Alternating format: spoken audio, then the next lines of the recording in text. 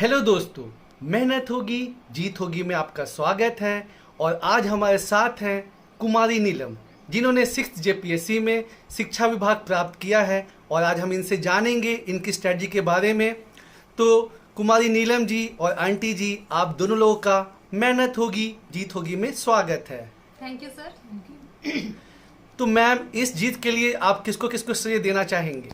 देखिए, इसका सबसे पहला श्रेय तो मेरी मम्मी को जाता है। मेरी मम्मी ने हमेशा मुझे बहुत ज़्यादा सहयोग किया, हर तरह से इनका सहयोग रहा। इसके अलावा मेरे स्वर्गीय पिताजी, मेरे गुरुजन, मेरे टीचर हैं नित्यानंद पांडे सर, आचार्य आईएएस एकेडमी के डायरेक्टर। उन्होंने मुझे बहुत सहयोग किया, उनका गाइडेंस मुझे प्राप्त हुआ और उन्होंने मुझे बताया कि पढ़ाई की सही दिशा क्या होती है। इसके अलावा भगवान और मेरे परिवार के बाकी सारे सदस्य और मेरे कई सारे दोस्त, जिसमें आप भी शामिल हैं, इन सारे दोस्तों ने मुझे हमेशा ही साथ दिया, मेरा हमेशा ही सहयोग किया, जिसके कारण आज मैं ये सफलता प्राप्त कर पाई हूँ। मैम, बहुत से एस्पिरेंट ये जानना चाहते हैं कि क्या जिनका बचपन का सपना रहता है सिविल करने का, बस वही सिविल सर्विसेज क्वालिफाई कर सकते हैं? देखिए, मेरा मानना है कि सपना किसी भी उम्र में देखा जा सकता है और सपना देखने के बाद अगर आप उस सपने को प्राप्त करने के लिए सही दिशा में दौड़ लगाते हैं तो वो सपना आप प्राप्त कर सकते हैं। उदाहरण के रूप में मैं अगर अपनी बात कहूँ तो मेरा बचपन का सपना बिल्कुल भी नहीं था। बचपन में मेरा इस ओर बिल्कुल भी झुकाव नहीं था। मैं पत्रकारिता की ओर जाना चाहती थी और मैंने पत्रकारिता में कोर्स भी किया और आगे जाकर के मैं प्राइवेट जॉब कर रही थी, जहाँ मुझे ऐसा लगा कि मुझ में जो क्वालिटीज़ हैं वो इस चीज़ के लिए नहीं है और सरकारी नौकरी की तरफ पहले मेरा झुकाव हुआ। एक्चुअली शुरू में तो मुझे बिल्कुल समझ में नहीं आया था कि मुझे सिविल सर्विसेज में ही जाना है, सरकारी नौकरी या किसी अच्छी नौकरी की तरफ मेरा झुकाव हुआ था। और यहाँ दो लोग मेरे जीवन में प्रेरणा स्रोत बन के आए। एक तो मेरी दीदी ने मुझे बताया, दीदी पहले तैयारी किया करती थी सिविल सर्विसेज की, तो उन्होंने मुझे इसके बारे में बताया या मैंने उन्हें करते हुए देखा था तैयारी, वो किस तरह से पढ़ाई करती थी, तो उनका मुझे सहयोग मिला। और इसके बाद मैंने आचार्य आईएएस एकेडमी ज्वाइन किया, जहाँ मैंने एसएससी का बैच ज्वाइन किया था। लेकिन वहाँ कुछ दिनों तक क्लास करने के बाद ही वहाँ पांडे सर ने मुझे कहा कि मुझे एसएससी के बैच में नहीं रहना चाहिए और मुझे सिविल सर्विसेज के बैच में जाना चाहिए। और 5-6 दिनों के बाद मैं सिविल सर्विसेज के बैच में चली गई। तो इन दो लोगों का मेरे जीवन में बहुत अहम योगदान रहा और इन दो लोगों ने मेरे सपने को साकार करने में भी बहुत अहम योगदान दिया। तो इसलिए मुझे नहीं लगता है कि अगर आपका बचपन का सपना नहीं है ये, तो आप इसे प्राप्त नहीं कर सकते हैं। सपने किसी भी उम्र में देखे जा सकते हैं। तो दोस्तों, आपने सुना ही होगा कि जब जागो तभी सवेरा। इसीलिए अभी बहुत सी क्वेरी आई थी कि सर हम 33 साल के हो गए हैं, 34 साल के हो गए हैं, क्या हमें जेपीएससी के लिए लगना चाहिए? तो बिल्कुल लगना चाहिए, क्योंकि ज़िंदगी मिलेगी ना दोबारा। आंटी जी, हम आपसे ये जानना चाहेंगे कि मैडम कब कब पढ़ाई किया करती थी? मैडम सुबह में उठती थी तो आप अपना सुबह में बैठती थी, अपना पढ़ती थी तो 4 घंटा 5 घंटा 6 घंटा पढ़ती थी। फिर दोपहर में पढ़ती थी, फिर शाम को पढ़ती थी, रात में भी पढ़ती थी, बहुत अच्छा से पढ़ती थी। तो आपको कैसा फील हो रहा है? हमको बहुत अच्छा फील हो रहा है, बहुत खुशी है। हमरा भी देखते थे आस पड़ोस का जो बच्चा को जो होता था तो हमको भी मन में लगता था कि काश हमारा घर का बच्चा का हो खेले कि आज हम बहुत खुश हैं, ये बेटी मेरा नाम रोशन कर दी। तो मैम, हम आपसे ये जानना चाहेंगे कि इस एग्ज़ाम के लिए आपकी क्या स्ट्रेटजी रही? देखिए, एग्जाम के लिए मैंने जो पढ़ाई के लिए सबसे पहले तो मैंने सिलेबस को अच्छी तरह से देखा और सिलेबस के अनुसार ही मैंने अपनी पढ़ाई को गति दी। सबसे पहले मुझे लगता है हर परीक्षार्थी को सिलेबस अपने सामने रखना चाहिए और सिलेबस से टॉपिक वाइज मैंने पढ़ाई शुरू की। जो जो टॉपिक्स दिए हुए हैं, हर एक टॉपिक को कंप्लीट करने के बाद मैं उन्हें टिक आउट करती गई और मेरी कोशिश रही थी कि जितने भी टॉपिक्स को मैं पढ़ रही हूँ उससे मैं ज़्यादा से ज़्यादा क्वेश्चन सॉल्व कर सकूँ। जनरल जीएस का जो पेपर था उसके लिए तो मैंने क्वेश्चन सॉल्व किए ही, और स्पेशली मैंने झारखंड के लिए काफ़ी सारे क्वेश्चन सॉल्व किए थे। इसके लिए मनीष रंजन की बुक और स्पर्धा की बुक का मैंने सहारा लिया था। और इसके अलावा भी मुझे जहाँ भी क्वेश्चंस मिलते थे, कभी मोबाइल पे किसी साइट पे कुछ क्वेश्चंस मिल गए या फिर किसी ऐप पे कुछ क्वेश्चंस मिल गए, मैं हर जगह से क्वेश्चंस ज़्यादा से ज़्यादा सॉल्व करने की कोशिश करती थी। ये प्री के लिए मेरी स्ट्रेटेजी रही थी। अच्छा मैम, बहुत लोग के मन में ये क्वेश्चन रहता है कि क्या पीटी का और मेंस का अलग अलग प्रिपरेशन रहता है? देखिए, मेरी समझ से पीटी और मेंस की प्रिपरेशन को हमेशा साथ में ही शुरू करना चाहिए, या फिर ऐसा कहें कि मेंस की प्रिपरेशन पहले शुरू करनी चाहिए और साथ में पीटी की प्रिपरेशन खुद ब खुद होती जाती है। मेंस के लिए जब हम एक बार स्टैंडर्ड बुक्स पढ़ते हैं तो सारे टॉपिक्स क्लियर होते जाते हैं अगर आप सिलेबस वाइज पढ़ रहे हैं तो, और साथ में पीटी के लिए आप क्वेश्चन सॉल्व करते जाइए और थोड़ा पीटी के लिए आप उसमें ऑब्जेक्टिव तरह के क्वेश्चंस देख सकते हैं और कुछ फैक्चुअल जो बातें हैं उसका आप अधिक से अधिक ध्यान रख सकते हैं। और मेंस के लिए साथ में आप अपना कॉन्सेप्ट बनाते जाइए हर एक टॉपिक पर, ये बहुत ज़्यादा इंपॉर्टेंट होता है। तो मेरी समझ से इन दोनों की तैयारी साथ होनी चाहिए। क्योंकि 7 to 9 जेपीएससी एग्जाम इसी साल होने वाला है मैम, हम चाहेंगे कि आप अपना जो बुक लिस्ट है वो हमारे दर्शकों के साथ शेयर करें। बिल्कुल, जो प्री के लिए जो बुक लिस्ट है वो मैं आपके साथ शेयर कर रही हूँ और मेंस में भी ये सारे बुक्स आपको काम आएंगे, क्योंकि आप तैयारी साथ साथ ही शुरू कीजिए। देखिए, सबसे पहले हिस्ट्री की हम बात करते हैं। तो हिस्ट्री में यहाँ तीनों सेक्शंस आपको पढ़ने हैं। प्राचीन इतिहास भी पढ़ना है, मध्यकालीन भी पढ़ना है और आधुनिक इतिहास भी पढ़ना है। तो प्राचीन के लिए आप झा एवं श्रीमाली की बुक ले सकते हैं, मध्यकालीन के लिए हरिश्चंद्र वर्मा की बुक ले सकते हैं और आधुनिक भारत के लिए आप विपिन चंद्रा की बुक ले सकते हैं। साथ में एनसीईआरटी की बुक आपको पढ़नी चाहिए, क्योंकि इससे काफी इजी लैंग्वेज में वहाँ बातों को समझाया गया है। साथ में आप ज्यादा से ज्यादा क्वेश्चन सॉल्व कीजिए। इसके लिए आप घटना चक्र ले सकते हैं, इतिहास का जो घटना चक्र है वो आप यूज कीजिए।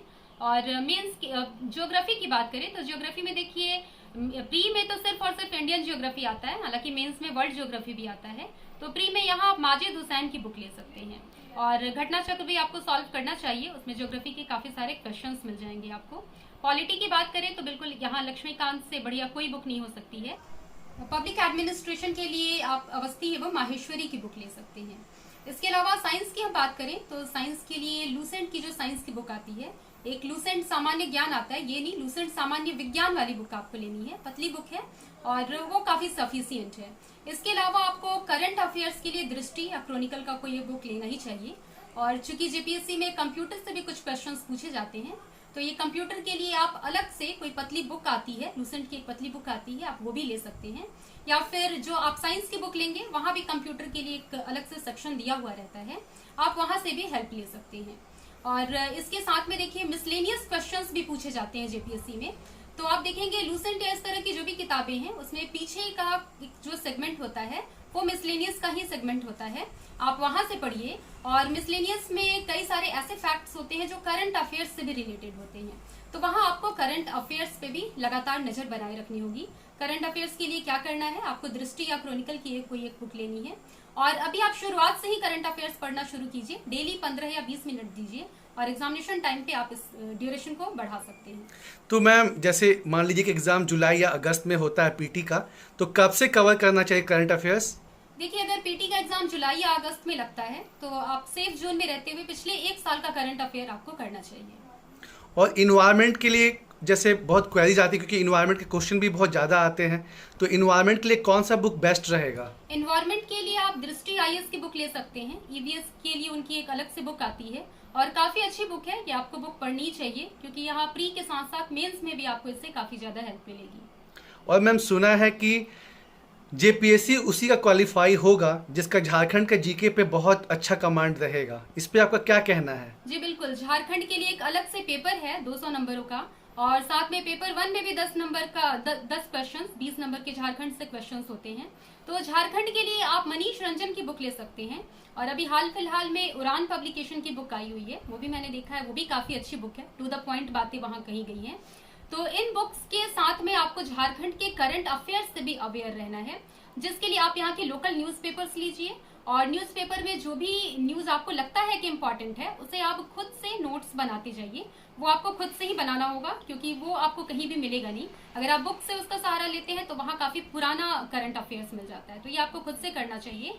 और झारखंड के लिए मैं बता दूं तो झारखंड के लिए आपको पढ़ने के साथ में क्वेश्चंस भी बहुत सारे सॉल्व करने होंगे।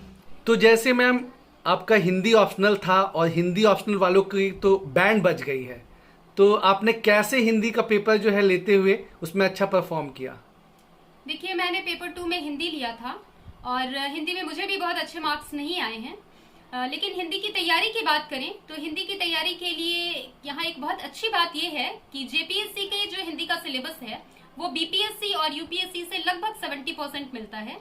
तो बीपीएससी और यूपीएससी के लिए जो भी स्टडी मटेरियल है यहाँ आप जेपीएससी में उसे आराम से इस्तेमाल कर सकते हैं। और कुछ अलग से भी चैप्टर्स हैं जिसके लिए आपको अलग से कुछ बुक्स लेने होंगे। पहले मैं जो 70% सिलेबस है उसकी बात करूं तो आपको उसके लिए दृष्टि आईएएस का नोट्स लेना चाहिए, हिंदी की नोट्स काफी अच्छी है। इस नोट से आप पढ़ाई कीजिए। इसके साथ में जो स्टैंडर्ड बुक्स हैं, स्टैंडर्ड बुक्स कहने का मतलब है जैसे आपको प्रेमचंद के बारे में अगर वहाँ पढ़ना है, गोदान पढ़ना है, तो आपको गोदान पढ़ना चाहिए, या इस तरह से जिस भी उपन्यास के बारे में, कविता के बारे में वहाँ सिलेबस में दिया हुआ है, आपको उसे पढ़ना चाहिए। इससे आपकी अच्छी समझ विकसित होगी और क्वेश्चन लिखने में भी काफी ज्यादा आसानी होती है। इसके अलावा कुछ अलग से जो सिलेबस हैं उन पर देखिए मटेरियल मिलना काफी ज्यादा मुश्किल है झारखंड में, तो यहाँ आप इंटरनेट का सहारा ले सकते हैं, और साथ में कुछ गाइड वगैरह आते हैं जैसे शिवांगन और मार्गदर्शन के गाइड, तो आप उससे हेल्प ले सकते हैं। तो दोस्तों आपको बुक लिस्ट पता चल ही गई होगी, और मैम सुना है कि आप अपना चैनल भी चलाती हैं। हाँ, एक पीसीएस सॉल्यूशन के नाम से मेरा चैनल चलता है। ये चैनल बेसिकली मैंने उन स्टूडेंट्स के लिए बनाया है जो छात्र कहीं भी ट्यूशन नहीं ले पा रहे हैं या उन्हें सही गाइडेंस नहीं मिल पा रहा है, तो इस पर समय समय पर मैं अलग अलग टॉपिक्स पे वीडियो डालती रहती हूँ। इसके अलावा छात्रों को किस प्रकार से तैयारी करनी चाहिए, उनकी सही रणनीति क्या होनी चाहिए, इस पर भी मैंने कई वीडियो बनाए हुए हैं।